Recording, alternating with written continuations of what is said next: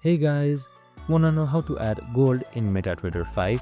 Well, no worries. In this video, I'm going to show you an easy step-by-step guide on how to do it. It's super simple, so let's get right into it.